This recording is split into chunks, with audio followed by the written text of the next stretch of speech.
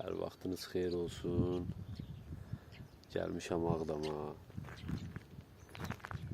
İnşallah ki, daha önce bir dəfəlik köç elədim. Mən də Ağdama köçən insanlardan biri oldum.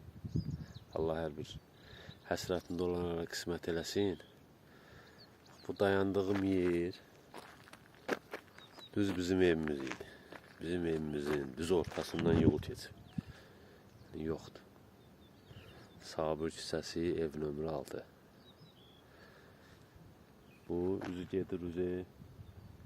Birləşir üzü Qarqara Şelliyə filana tərəf. Nə yenilikdə yol. Ama bu arxamda düşən Sabır küçəsi buradan dönürdü, fırlanırdı. Bünyad Sərdarovla kəsişən yerdir. Bura yoxdur. Bu bir 3 nömrəli məktəbdən filandan gələn yolda. Arxadakı da binaları görürsünüz də. Tikinti yavaş-yavaş gəlib girir bura. Bax burada bu bir çəkdiyim yer. Düz düşürdü Sabır küçəsi, düz gedirdi axıra, Patistansiya tərəf gedirdi orada. 3-4 dənə küçə ilə kəsişə gedib çıxırdı.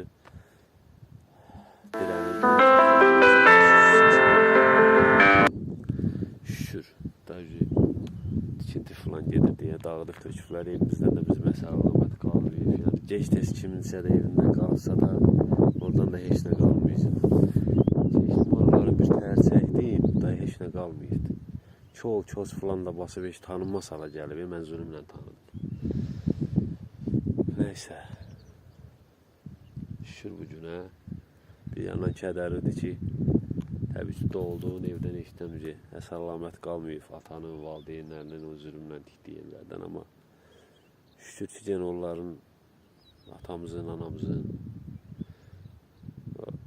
nətər deyim, əcdadlarımızın yaşadığı şəhər deyik, ellər deyik, obalar deyik. Şükür bu günə. Amma daha müasir, gözəl bir şəhər salınır. Arxamda görürsünüz. Qəşəngdə binalardır. Bir-birindən mənim köçdüyüm evdən də heç bir şikayətim zadım yoxdur. Hər şey əla vəziyyətdədir. Bir iki xırda-xuruş çatışmamazlıqlar var. Onu da deyirsiniz dərhal gəlib həll edirlər. Bu qədər. Çox sağ olun, minnətdarım hər birinizə.